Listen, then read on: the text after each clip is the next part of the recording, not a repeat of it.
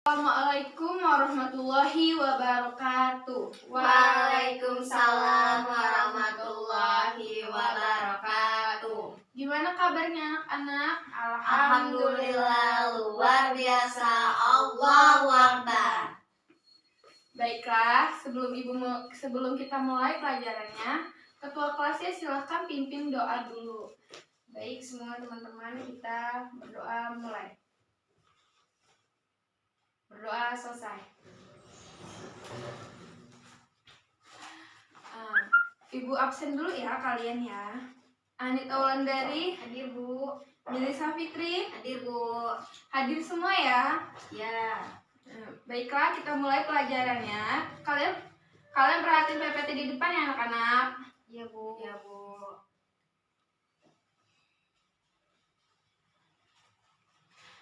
Sebelumnya udah ada yang tahu belum sistem pernapasan itu apa? Saya Bu. Ya, silakan Anita, apa? Itu proses pengambilan oksigen, pengeluaran karbon dioksida, CO2 dan menghasilkan energi yang dibutuhkan tubuh. Ya, bagus.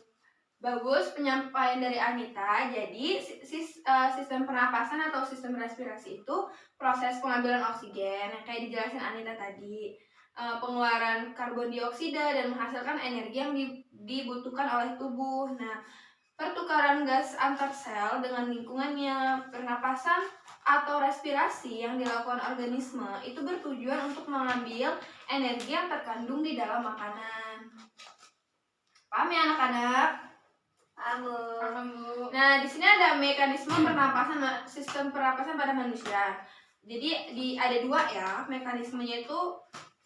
Mekanisme pernapasan pada manusia itu ada inspirasi sama ekspirasi. Inspirasi itu pengambilan udara, sedangkan ekspirasi itu pengeluaran udara.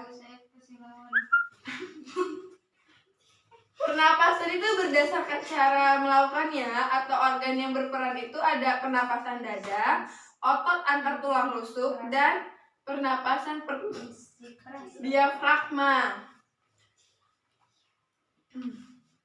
Terus di sini ada mekanisme pernapasan pada dada dan perut.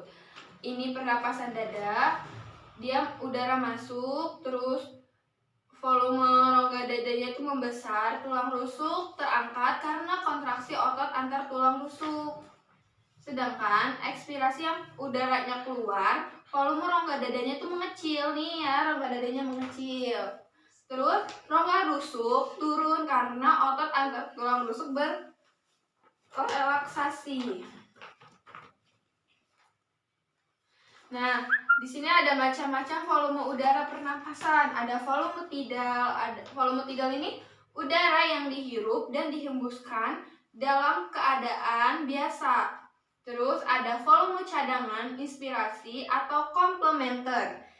Udara sebanyak 1500 cc yang masih dapat dihirup lagi dengan inspirasi yang maksimum setelah inspirasi biasa.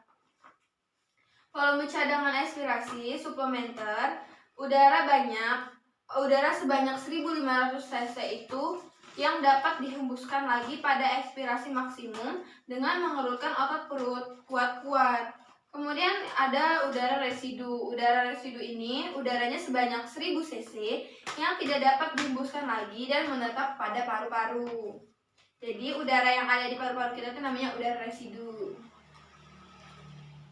Nah, ada kelainan sistem pernapasan, ada chronic obstructive pulmonary diseases, itu COPD disingkatnya. Terus ada emfisema, ada rinitis, ada pneumonia, kanker paru-paru dan bronkitis.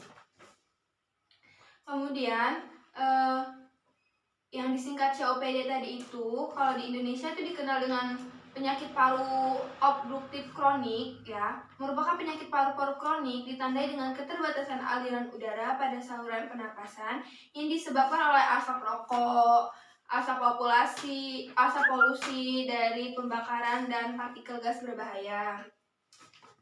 Terus ada emfisema, rusaknya paru-paru yang ditandai dengan robeknya alveolus sehingga tempat pertukaran udara di alveolus pun terganggu.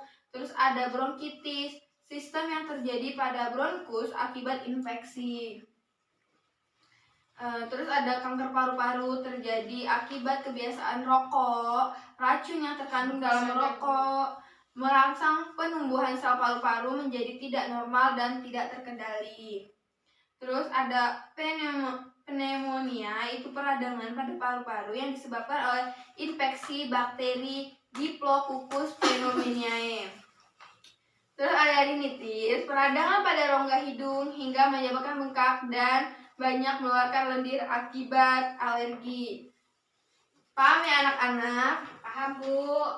Ya, kalau paham, Ibu akan mengajukan pertanyaan kepada kalian. Siap, Bu. Ada yang bisa ngejelasin sistem pernapasan dada? Mili atau Anita? Saya, Bu. Ya, Anita, silahkan. Yang inspirasi ya, Bu. Iya. Pertama, udara masuk, lalu volume pada rongga dada itu membesar atau mengembang. Kemudian tulang rusuk itu kerangka karena kontraksi otot antar tulang rusuk. Ya, benar Anita. Adanya tulang rusuk yang. Kemudian adanya ekspirasi, Bu. Nah, ekspirasi itu udara keluar, kemudian volume rongga dada itu mengecil. Dan tulang rusuknya itu menurun karena otot antar tulang itu rusuk berelaksasi. Ya. Paham ya? Paham, Bu. Tadi kan Ibu udah ngejelasin nih ada kelainan pada sistem pernapasan. Coba Mili sebutin apa aja kelainan sistem pernapasan. Bronkitis.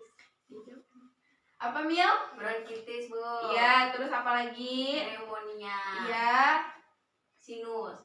Ya. Ya. Baiklah. Sekarang Ibu akan menampilkan video.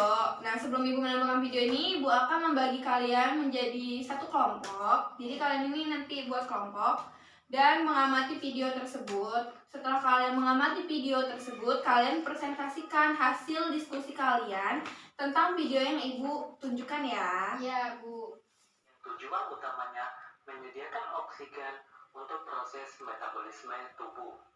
Nah, untuk memahami sistem pernapasan secara utuh, kita harus mengenal bagian-bagian dan fungsi dari penyusun sistem pernapasan. Kita mulai dari yang pertama, yaitu hidung. Nah, udara pertama kali masuk ke saluran pernapasan melalui lubang hidung dengan mekanisme inspirasi. Di rongga hidung, udara kemudian disaring oleh rambut-rambut hidung dari partikel-partikel. Setelah Ibu membagikan kelompok tadi kan kalian udah mendapat kelompok masing-masing. Sekarang silakan perwakilannya untuk presentasi. Mempresentasikan diskusi kami yaitu mekanisme pernapasan dada dan perut. Nah, pernapasan dada itu udara masuk dan volume rongga dada membesar pada inspirasi itu. Nah, tulang rusuk kerangka itu terangkat karena kontraksi otot antar tulang rusuk, dan pada ekspirasi itu udara keluar dan volumenya itu dada mengecil.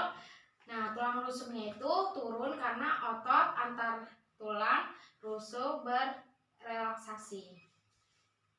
Nah, selanjutnya itu ada pernapasan perut. Nah, pada inspirasi udara masuk dan otot di diafragma. Bagaimana Mili, sudah jelas? Jelas, Bu.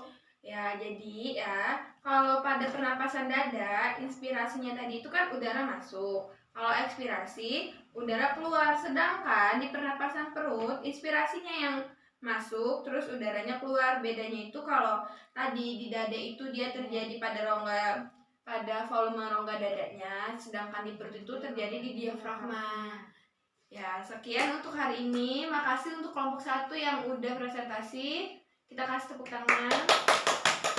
Ya, sekian untuk hari ini. Ibu akhiri. Wassalamualaikum warahmatullahi wabarakatuh. Waalaikumsalam warahmatullahi wabarakatuh.